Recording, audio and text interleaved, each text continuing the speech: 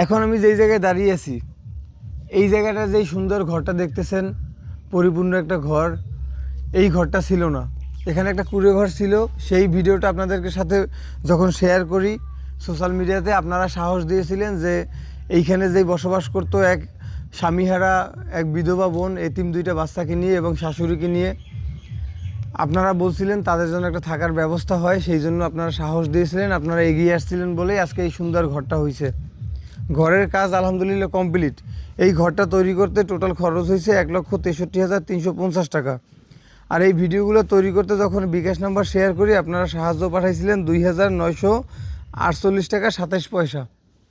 তাতে ঘর হয় নাই, কিন্তু যখন ভিডিওটা শেয়ার করি, এক বোন এগিয়ে আসছিলেন, বাংলাদেশের সুনামধন্য একটা কোম্পানির মালিক, কিন্তু সে নাম প্রকাশে অনিচ্ছুক। আমি তার নামটা প্রকাশ করলাম না। আসলে তাদের পণ্য বাংলাদেশের ম্যাক্সিমাম ঘরেই তাদের পণ্য আমরা ব্যবহার করি। তার প্রতি দোয়া রইল, এবং সে যে এই দানটা করছে আমি ব্যক্তিগতভাবে তার জন্য কৃতজ্ঞতা প্রকাশ করতেছি।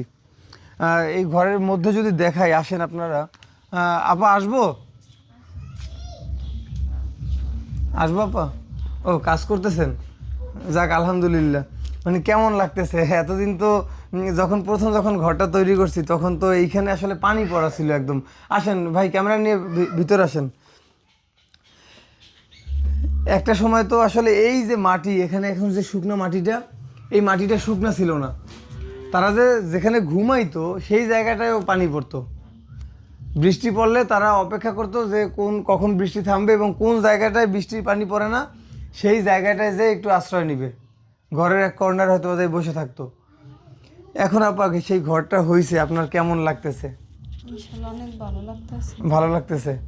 মানে এই যে মানুষগুলো আপনার এই ঘরটা যারা করে দিছে, যারা আপনারা সাহায্য সহযোগিতা করছে, এই যে ভিডিও দেখছে, ভিডিও শেয়ার করছে, যার মাধ্যমে কিন্তু আজকে এই ঘরটা হয়েছে, তাদের জন্য আপনার কিছু বলার আছে আপা? হ্যাঁ, আমি নামাজ পড়িয়া দোয়া করতে এসেছি। আমি যাওত ফুন্তরি বাইসে আছি, দুইটা সন্তান লই যাওত ফুন্তরি আমি নামাজ পড়ি, আমি সারাদিন আমি কিতুবি করতে আছি, দোয়া করতে এসেছি। হ্যাঁ হ্যাঁ, আমার মাথায় যত চুল আছে তত হ্যাঁ হয় বাড়াই দেখছেন, হ্যাঁ যেন আরো যেন এরকম করতে পারে, যেন এরকম সাহায্য করতে পারে, যেন ঘরে ঘরে যেন করতে।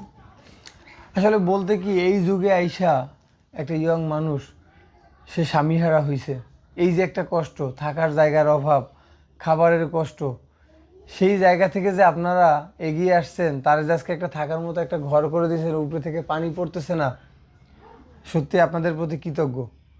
কিন্তু কথা হলো, এর বাসায় ইনকামযোগ্য কিন্তু কেউ নেই।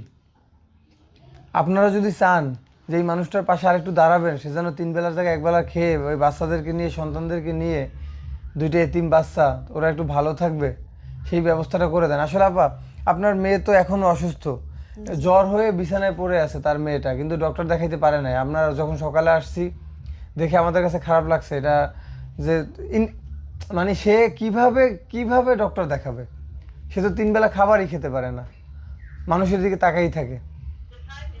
সেখানে যখন তার একটা ঘরের ব্যবস্থা হয়েছে, সে অনেক খুশি। কিন্তু এই বাচ্চাটা যে অসুস্থ হয়ে বিছানায় পড়ে আছে, তার চিকিৎসা করাইতে পারতেছে না। এখন আপনারা যদি চান যে এই মানুষটার জন্য আরেকটু কিছু করবেন, আমি এই ভিডিওতেও তার নাম্বারটা দিয়ে দিব, যে বিকাশ নাম্বার এতদিন দিছি। যদি চান যে তার বাচ্চাদের পাশে দাঁড়াবেন, এই স্বামীহারা বিধবা বোনটার পাশে দাঁড়াবেন, আপনারা চাইলে দাঁড়াতে পারেন।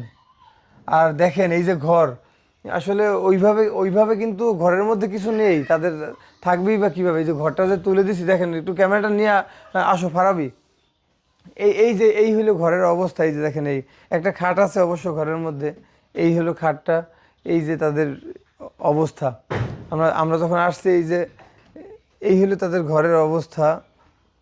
দেখেন আপনারা, এই হলো তাদের ঘরের অবস্থা। এই যে তার ছোট বাচ্চাটা, তাই না? এই হলো তার ছোট বাচ্চাটা, এতিম বাচ্চাটা। আসলে ওদের মুখের দিকে তাকাইয়া, আসলে যদি আপনারা যদি আপনারা চান মানে ওদের জন্য কিছু করবেন, ওরা যেন 3 বেলার জায়গায় 1 বেলা খেয়ে থাকতে পারে, বাঁচতে পারে, সেই ব্যবস্থাটুকু করে দিবেন, তাহলে আপনারা চাইলে এগিয়ে আসতে পারেন। নাম্বারটা ডিসপ্লেতে নাম্বারটা স্ক্রিনে দিয়ে রাখবো। আপনারা চাইলে তাদের পাশে যদি আরেকটু দাঁড়াইতে চান তাহলে দাঁড়াতে পারেন। সেটা আসলে আপনাদের প্রতি জোর করার কিছু নাই। আসসালামু আলাইকুম।